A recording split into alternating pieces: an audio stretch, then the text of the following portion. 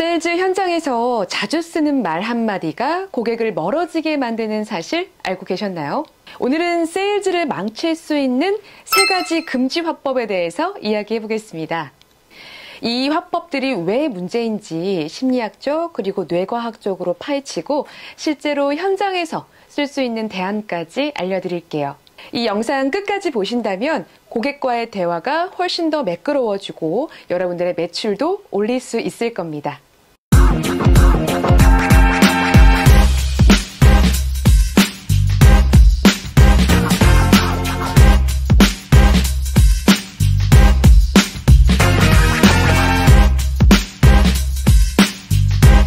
첫 번째 금지 화법입니다. 바로 그건 고객님이 선택하셔야죠 라는 말입니다. 이 말을 하는 순간 고객은 어떻게 느낄까요?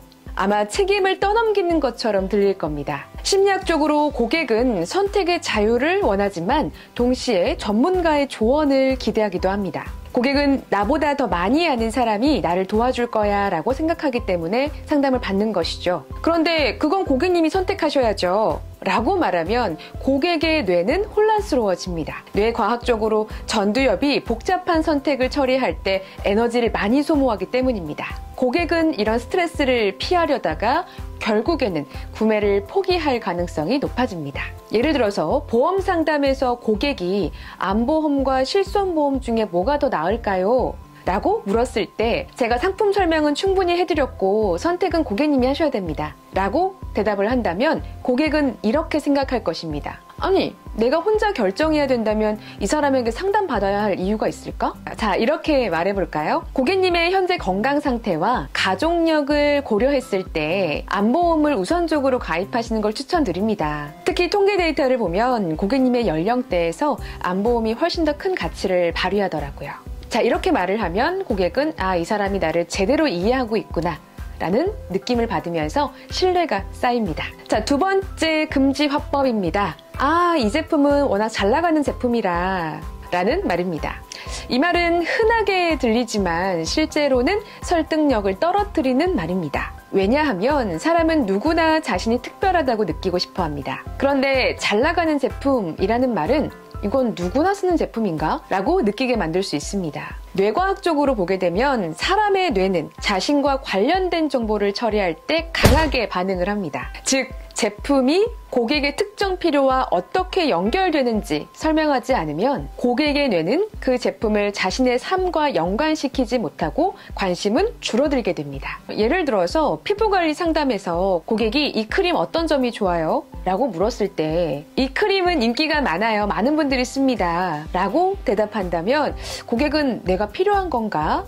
라는 의문을 가지게 되죠. 이럴 땐 고객 맞춤형으로 설명을 해야 됩니다. 이 크림은 고객님처럼 민감성 피부를 가진 분들께 특히 추천드립니다. 보습력이 뛰어나고 자극이 적어서 피부 장벽을 강화하는 데 효과적입니다. 이렇게 구체적으로 설명을 하면 고객은 이건 나를 위해 만들어진 제품이구나 라고 생각을 하게 됩니다. 자, 그런데 이 제품 잘 나가요 라는 말을 듣고 선택하는 경우도 분명히 있습니다. 특히 사회적 증거라는 효과가 작용할 때 그렇습니다. 사람들은 다수의 사람들이 선택한 것을 신뢰하려는 경향이 있습니다. 특히 선택에 대한 확신이 없을 때 다수가 선택한 것을 따라가는 것이 더 안전하다고 느끼는 것이죠. 그리고 결정하는 피로감을 줄이기 위해서 다른 사람의 선택을 궁금해합니다. 하지만 모든 고객의 잘 나가요 라는 말이 효과적이진 않습니다. 왜냐하면 인기 있다는 말만으로는 고객의 신뢰를 얻기 어렵습니다. 그리고 설득력이 떨어지죠.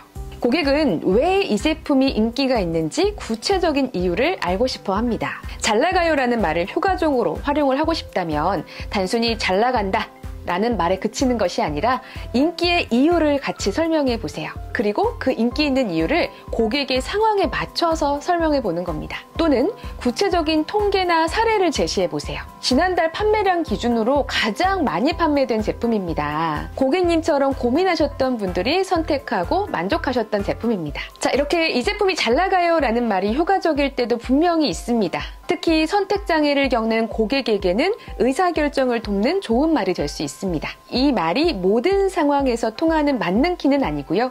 구체적인 이유나 고객 맞춤형 설명을 덧붙였을 때 큰 효과를 볼 수 있습니다. 자, 마지막으로 세 번째 금지 화법은 당장 계약하지 않으셔도 돼요. 라는 말입니다. 겉으로 보기에는 고객에게 여유를 주는 것 같지만 사실은 구매 결정을 미루게 만드는 주범입니다. 심리학적으로 사람은 어떤 행동을 해야 할 강력한 이유가 없으면 결정을 미루는 경향이 있습니다. 긴급성을 느끼지 못하면 구매 욕구는 서서히 사라지게 되죠. 뇌과학적으로는 우리의 뇌는 현재 상태를 유지하려는 경향이 있습니다. 즉, 천천히 하세요라는 말은 고객의 뇌에 지금 행동하지 않아도 된다라는 신호를 보내는 셈입니다. 예를 들어서 PT 상담을 한다고 가정해 보겠습니다.